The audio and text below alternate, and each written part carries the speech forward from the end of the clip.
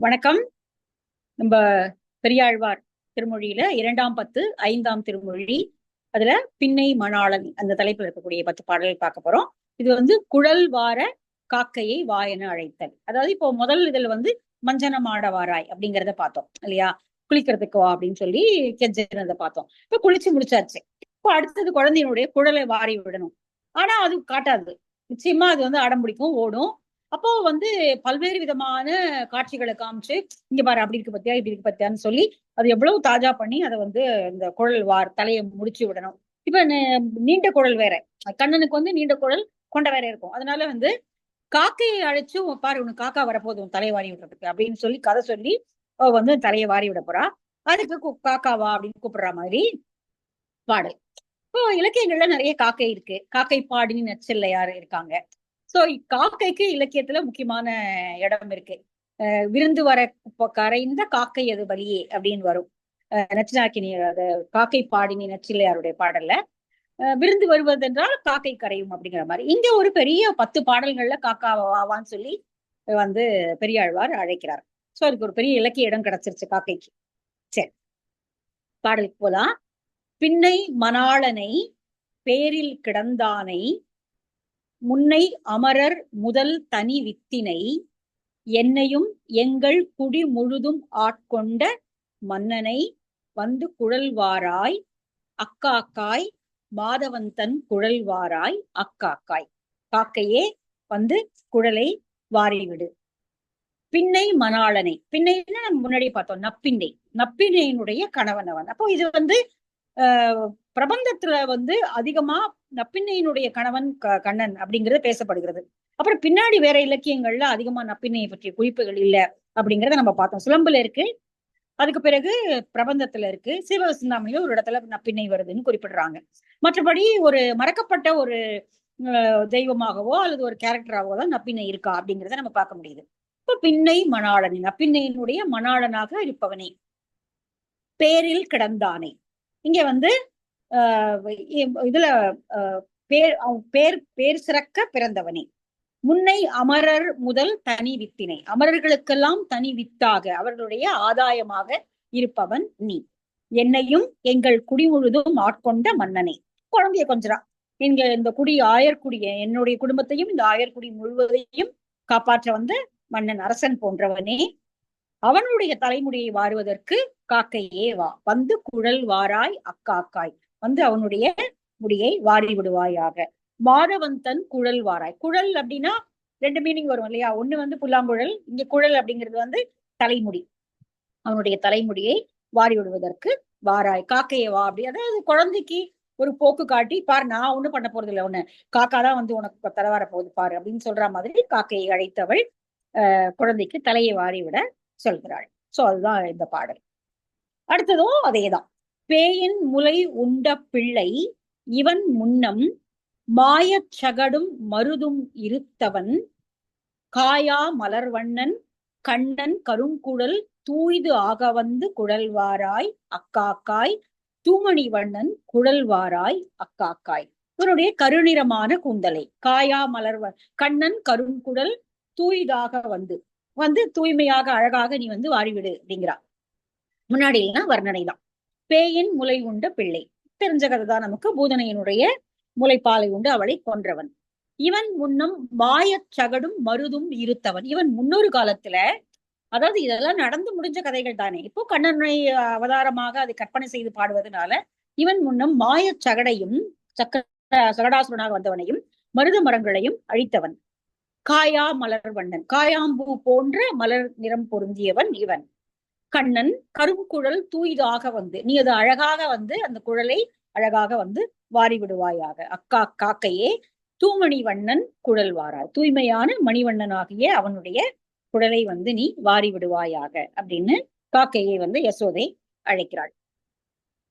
திண்ணக்கலத்தில் திரை திரை உரி மேல் வைத்த வெண்ணெய் விழுங்கி விரைய உறங்கிடும் அண்ணல் அமரர் பெருமானை ஆயர்த்தம் கண்ணனை குழல்வாராய் அக்காக்காய் கார்முகில் வண்ணன் குழல்வாராய் அக்காக்காய். திண்ணக்கலத்தில் திரை உரி மேல் வைத்த, திண்ணக்கலத்தில்னா உரி, அதாவது கயிர்களால் கட்டப்பட்ட உரி. தெரியும் இல்லையா? உரி நம்ம பார்த்திருப்போம். மேல வந்து ஒரு வளையம் இருக்கும், அது மேல பிரி பிரியாக இருக்கக்கூடிய கயிறுகளை வைத்து அதன் மேல பானையை வச்சிருப்பாங்க. திண்ண களத்தில் திரை உரிமேல் வைத்த மேல எப்படி கயிறுகளால் கட்டப்பட்ட அந்த உரிமேல் வைத்த வெண்ணெய் விழுங்கி கரை விரைய உறங்கிடும்.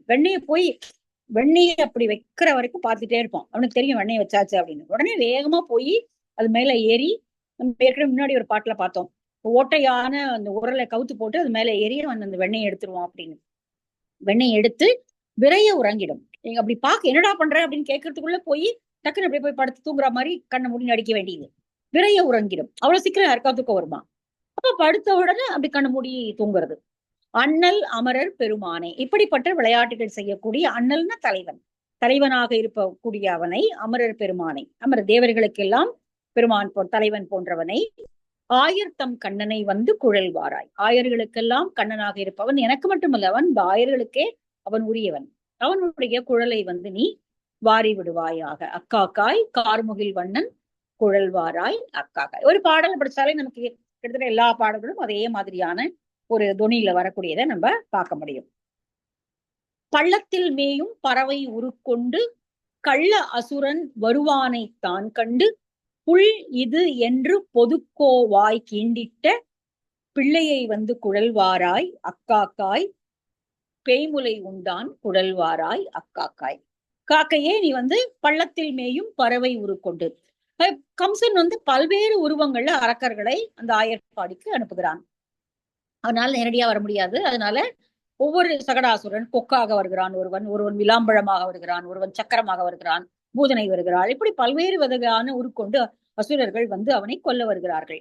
பள்ளத்தில் மேயும் பறவை உருக்கொண்டு கள்ள அசுரன் வருவானை தான் கண்டு. அப்படி கள்ளத்தனமாக அசுரன் வந்த போது அது மற்றவர்களுக்கெல்லாம் அது பறவை என்று நினைக்க, ஆனால் கண்ணனுக்கு அது தெரியும் அது பறவை அல்ல என்று. அது வந்து ஒரு அசுரன் என்பதை புரிந்து கொண்டு அவனை அழித்தவன் அவன். புள்ளிது என்று பொதுக்கோவாய் கீண்டிட்ட, அந்த கொக்கினுடைய வாயை கீண்டி அதை அழித்தவன் அவன்.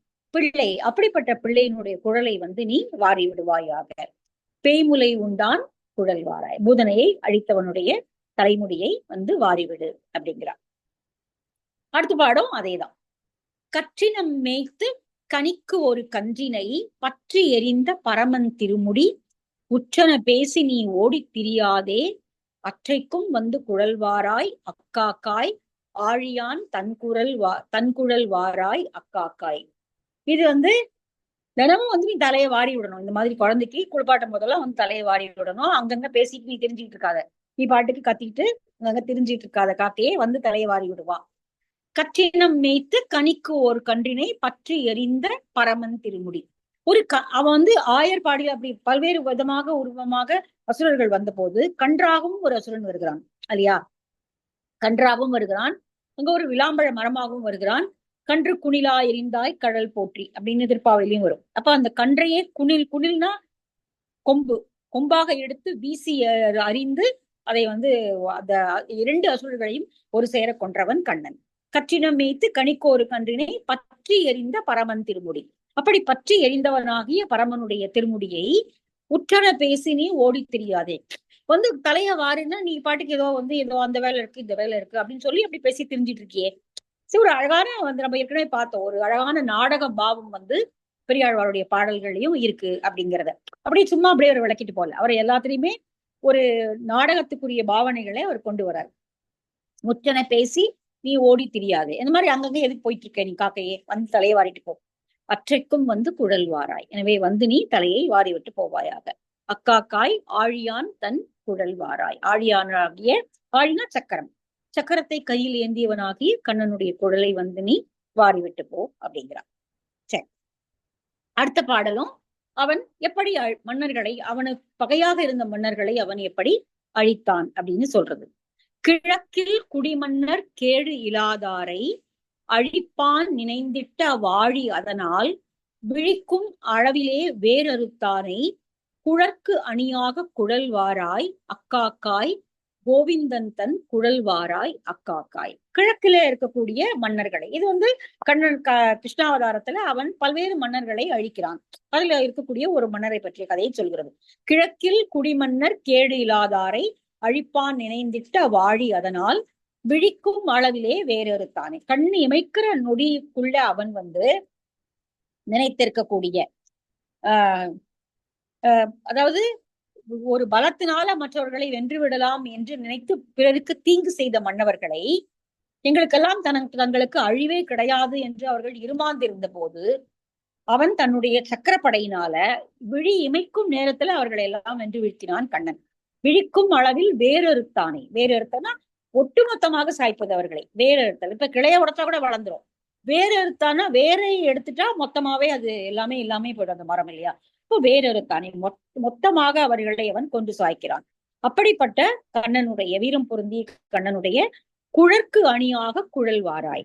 அவனுடைய குழலுக்கு அழகு செய்யும்படியாக அதை நீ வாரி விடுவதற்கு காக்கையே வா அப்படிங்கிறான். கோவிந்தன் தன் குழல் வாராய். கோவிந்தனுடைய குழலை வாருவதற்கு வா அப்படின்னு சொல்றான். பிண்டத் திரளையும் பேய்க்கு இட்ட நீர் சோறும் உண்டற்கு வேண்டி ஓடி நீ திரியாதே. நீ ஓடி திரியாதே. அண்டத்து அமரர் பெருமான் அழகு அமர் வண்டு ஒத்து இருண்ட குழல் வாராய் அக்காக்காய் மாயவன் தன் குழல் வாராய் அக்காக்காய். இதாவது இப்ப காக்கை வந்து ஏதோ சாக்கு சொல்லி அங்கங்க தெரிஞ்சிட்டு இருக்கு. பெரும்பாலும் பிண்டத்திற்கு சாதம் வைப்பவர்கள் காக்கையை தான் அழைச்சு வைப்பாங்க இல்லையா. இப்ப அமாவாசைக்கு பிண்டம் வைக்கிறதுனாலயோ அல்லது வந்து இறந்தவர்களுக்கு உணவு படைப்பதாலேயோ எதுனாலும் காக்கை தான் வந்து சாப்பிடணும். மற்ற பறவைகளுக்கு கொடுக்கறது இல்லை. இப்ப எல்லாரும் காக்கையை தான் கூப்பிடுவாங்க. அதுவே ஒரு பிதிராக இருக்கிறது அப்படின்னு சொல்லி ஒரு ஐதீகம் இருக்கு. அப்ப நீ என்ன பண்ற, நான் வந்து உன்னோட குழலை வாரி விடவா அப்படின்னு சொல்லி கூப்பிட்டா, நீ வந்து அங்க போய் அங்க சோறு வச்சிருக்காங்க, இங்க சோறு வச்சிருக்காங்க, அங்க போறேன் இங்க போறேன்னு நீ சாக்கு சொல்ற. அதை தேடி தேடி ஓடாது. அதை விட இது முக்கியம் இல்லையா. கண்ணனுக்கு குழல் வாருவது என்பது அதை விட முக்கியம். அதனால இங்க வா அப்படிங்கிறான். பிண்டத் திரளையும் பேய்க்கு இட்ட நீர்ச்சோறும் உண்டற்கு வேண்டி நீ ஓடி திரியாதே. அப்படி வந்து இவற்றை வந்து நீ ஓடி ஓடி திரிஞ்சு பிண்டத்தினுடைய சோறையும், பிண்டம்னா அந்த உருட்டி வைக்கிற சாப்பாடு, பித்திருக்களுக்காக வைக்கக்கூடிய அந்த சாப்பாடு. திரளையும் பேய்க்கு இட்ட நீர்ச்சோறும். பேய்னா இறந்து போனவர்கள் இல்லையா. இறந்து போனவர்களுக்காக வைக்கக்கூடிய நீர்க்கடன் சார்த்தி உருண்டி வைக்கக்கூடிய அந்த பிண்டத்தையும் உண்டற்கு வேண்டி, அதை சாப்பிட வேண்டி ஓடி ஓடி நீ திரிஞ்சுக்கிட்டு இருக்காதே. அண்டத்து அமரர் பெருமான் அழகு அமர் வண்டு ஒத்து இருண்ட குழல் வாராய் அக்காக்காய் மாயவன் தன் குழல் வாராய் அக்காக்காய். நீ வந்து வண்டு ஒத்து இருண்டு இருக்கக்கூடிய அழகான குழல் உடையவனாகிய இவனுடைய முடியை வாருவதற்கு வாராய். மாயவன் தன் மாயவனாகிய இவனுடைய தலைமுடியை வாருவதற்கு காக்கையே வா அப்படின்னு கூப்பிடுறான். உந்தி எழுந்த அடுத்த பாடல். உந்தி எழுந்த உருவ மலர் தன்னில் சந்த சதுமுகன் தன்னை படைத்தவன் கொந்த குழலை புறந்து புலி அட்டி தந்தத்தின் சீப்பால் குழல்வாராய் அக்காக்காய் தாமோதரன் தன் குழல்வாராய் அக்காக்காய். அவனுடைய நாவி கமலத்தில் கமலம் பூத்திருக்கிறது. அவனுடைய கொப்பூழ்ல திருமாலுடைய கொப்பூழ்ல இருந்து ஒரு தாமரை வந்து அந்த தாமரையில் பிரம்மன் அமர்ந்திருப்பதாக நம்ம நிறைய கதைகள் பார்த்திருக்கலாம், படங்கள்ல பார்த்திருக்கலாம். உந்தி எழுந்த அவனுடைய உந்தி கமலத்திலிருந்து அவனுடைய கொப்பூழிலிருந்து எழுந்த உருவ மலரில் சந்த சதுமுகன் தன்னை படைத்தவன். சந்தம் நயமிக்க உயிர்களை படைத்தவன் ஆகிய அந்த பிரம்மதேவனை அவன் இந்த மலரில படைத்து இருப்பவன். சதுமுகன் தன்னை 4 தலைகளை உடையவனாகிய சதுமுகனை அவன் படைத்திருக்கிறான். கொந்த குழலை குறந்து புலியட்டி தந்தத்தின் சீப்பால் குழல்வாரா. என்ன சீப்புல தலைவாரணும்னு சொல்றான். தந்தத்தினால செய்த சீப்பு, யானை தந்தத்தில் எடுத்த வெண்மையான அந்த சீப்புனால தலைவாராய். சீப்பு அழகா இருக்குல்ல. கொந்த குழலை குறந்து அவனுடைய தலையில புளிப்பழத்தை இட்டு தேய்ச்சதுனால, இப்ப ஏற்கனவே நம்ம பார்த்தோம் பாருங்க, குளிப்பதற்கு புளிப்பழத்தை எடுத்து வச்சிருக்கேன். அப்ப அரப்பா இருக்கும்னு நினைக்கிறேன் நான். அரப்பு வந்து ஆனா இலை தானே இல்லையா. இலையதான் வந்து அரப்பு வந்து ஒரு இலை. அந்த இலையில இருந்து பொடிச்சுதான் அந்த அரப்பு பொடி செய்யறது. அதுதான் பாத்திரம் தைப்பாங்க முன்னாடி. அதெல்லாம் தான் வந்து சீக்காயை போட்டுப்பாங்க. ஒருவேளை சீக்காயை தான் இவ புளிப்பழம் அப்படின்னு சொல்றாளோ இன்னும் அப்படின்னு தெரியல எனக்கு. ஏன்னா இது வந்து கொந்த குழலை குறந்து புளியட்டி தலையில போட்டு தேய்ச்சதுனால அந்த புளி அட்டி அதெல்லாம் ஒட்டி இருக்கும் இல்லையா, அந்த கொரகொரப்பு இருக்கும். அதை இப்ப சரியா வாரினாதான் அது அழகா சீர்பட்டு நிற்கும். சீக்கா போட்டு தலை குளிச்சா நமக்கு தெரியும் ஒரு மாதிரி ஒரு ரஃப்னஸ் வந்துடும் தலையில. அதுக்குதான் கஞ்சி போட்டு சீக்காயில போடுறது. கஞ்சி வந்து கண்டிஷனர், அரிசி கஞ்சி வந்து ஒரு கண்டிஷனர், சீக்கா வந்து அழுக்கு போக்கும் அப்படிங்கிறதுனால. அப்பதான் அந்த தலை வந்து இன்னைக்கு நம்ம கண்டிஷனர்ஸ் போட்டுக்கிற மாதிரி கண்டிஷனர் வந்து அரிசியினுடைய கஞ்சி, இப்ப இங்க வந்து புளிப்பழம் போட்டு தேய்த்தேன் அப்படிங்கிறா. அப்ப புளிப்பழம்ங்கிறது வந்து சீக்காயா, இல்லைன்னா வந்து இன்னொரு ஒரு இந்த காயை பயன்படுத்துவாங்க. ஐயோ பேர் டக்குன்னு வர மாட்டேங்குது. நல்ல உருண்டையா இருக்கும். அந்த காயை தான் வந்து நகையெல்லாம் நகையினுடைய அழுக்கு எடுப்பதற்கு பயன்படுத்தக்கூடியது. அதுக்கப்புறமா வந்து பூந்தி கொட்டை. பூந்தி கொட்டை கூட வந்து புளி மாதிரிதான் இருக்கும். பூந்தி கொட்டைன்னு சொல்லுவாங்க இல்லையா? அது வந்து தண்ணீர்ல ஊற வச்சு இடிச்சா உள்ள அந்த கொட்டை ஸ்ட்ராங்கான கொட்டை அதை எடுத்து போட்டுருவாங்க. மீதி இருக்கக்கூடிய அந்த பூந்தி கொட்டையினுடைய தோல் வந்து நல்லா நுரைச்சு வரும். அப்படியே நல்லா தண்ணியில போட்டு நல்லா கையால அப்படி அலசினோம்னா நல்ல நுர மாதிரி வரும். அது வந்து ஆனா அதனுடைய சக்கையும் புளி மாதிரிதான் இருக்கும்.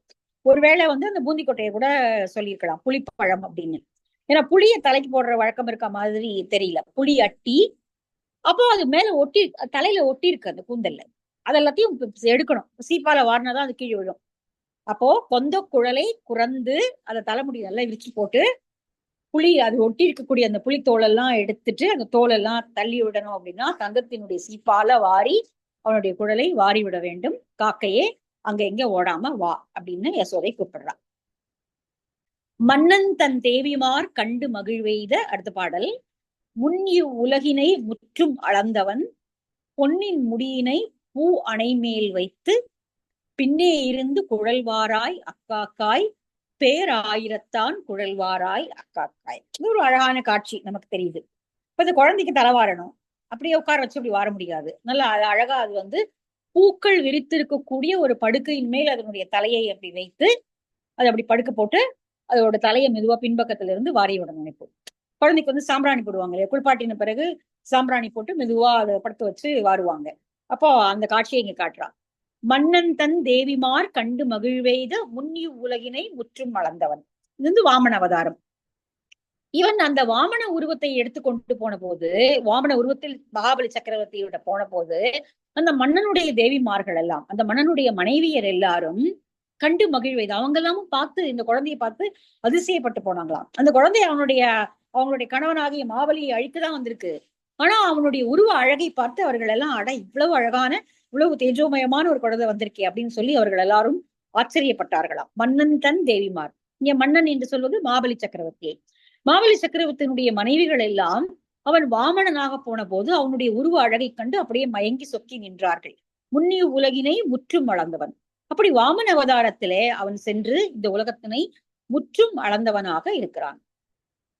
பொன்னின் முடியினை பூ அணை மேல் வைத்து, அப்படிப்பட்ட அவனுடைய தலை முடியிலை பூ அணை மேல் ஒரு சின்ன அழகான பூம்படுக்கை மேல அதனுடைய தலையை வச்சு பின்னே இருந்து குழல்வாராய், நீ பின்னாடி நின்றுட்டு அழகா அதனுடைய தலையை வாரி விடணும் வா அப்படின்னு கூப்பிடுறான். பேராயிரத்தான் குழல்வாராய், 1000 பெயர்களை உடையவனாகிய விஷ்ணு சஹஸ்ரநாமம். அப்ப அந்த காலகட்டத்துல விஷ்ணு சஹஸ்ரநாமம் வந்தாச்சு. இப்ப 1000 பெயர்களை சொல்வதுதான் விஷ்ணு சஹஸ்ரநாமம் என்பது இல்லையா? அது வந்து மகாபாரதத்திலேயே வந்து பீஷ்மர் உபதேசித்தது அப்படிங்கிற மாதிரியான இதெல்லாம் அதுக்கு இருக்கு. இப்ப 1000 பெயர்களை உடையவனாகி அவனுடைய தலையை வார வேண்டும், அக்காக்காய் வாராய் அப்படின்னு கூப்பிடுறான். சரி, இப்ப இந்த 10 பாடல்களையும் படித்தவர்களுக்கு என்ன பலன் கிடைக்கும்? அதுதான் நிறைவு பாடல். கண்டார் பழியாமே அக்காக்காய் கார்வண்ணன் வண்டார் குழல்வார வா என்று ஆய்ச்சி சொல் விண்தோய் மதில் வில்லிபுத்தூர் கோன் பட்டன் சொல் கொண்டாடி பாட குருகா வினைதாமே. கண்டார் பழியாமே அக்காக்காய், பார்த்தவர்கள் எல்லாம் உன்னை பழித்து சொல்லாமல், இவ்வளவு கூப்பிடுறா யசோதை நீ என்ன போகாம இருக்க என்று சொல்லி உன்னை பழிக்காத அளவிற்கு காக்கையே விரைந்து வந்து அவனுடைய குழலை வாரி விடுவாயாக என்று ஆய்ச்சியாகிய யசோதை சொன்ன சொல்லை இப்படிப்பட்ட பாடல்களை பாடுபவர்கள் விண்தோய் மதில், விண்ணை தோய்கின்ற மதில் சூழ்ந்த வில்லிபுத்தூரில் வாழ்கின்ற விஷ்ணு சித்தன் சொன்ன இந்த பாடல்களை படிப்பவர்களுக்கு கொண்டாடி பாட, இவற்றையெல்லாம் ரொம்ப கொண்டாடி மகிழ்ச்சியோடு பாடுபவர்களுக்கு குறுகா வினை தாமே, வினை அவர்களை தீவினைகள் வந்து அண்டாது. குறுகாது குறுகாது அப்படின்னா ரெண்டுமே கிடையாது. நல்வினை தீவினை ரெண்டுமே கிடையாது. ஏன்னா ரெண்டுமே இல்ல, நியூட்ரலா இருந்தாதான் நமக்கு வீடு பேரு என்பது கிடைக்கும். இப்ப நல்லதே செஞ்சோம்னா நல்லதை செயல்படுத்துவதற்காக திரும்ப ஒரு பிறவி உண்டு, தீமையே செஞ்சாலும் ஒரு பிறவி உண்டு. அப்போ வந்து ரெண்டுமே இல்லாம இருந்தாதான் வீடு பேரு என்பது. அதனால 2 வினைகளும் நம்மை வந்து சேராது, நாம் இறைவனுடைய பதத்தை அடைவோம் அப்படின்னு சொல்றாரு. சோ இதோட காக்கையை வரவழைத்த அந்த பாடல்கள் நிறைவு பெறுது. அடுத்தது கோல் கொண்டு வா அப்படின்னு சொல்றான். அவன் வந்து விளையாடுவதற்கு கோல் கொண்டு வா அப்படிங்கிறா. அது அடுத்த பகுதியில நம்ம பார்க்கலாம். பாய்.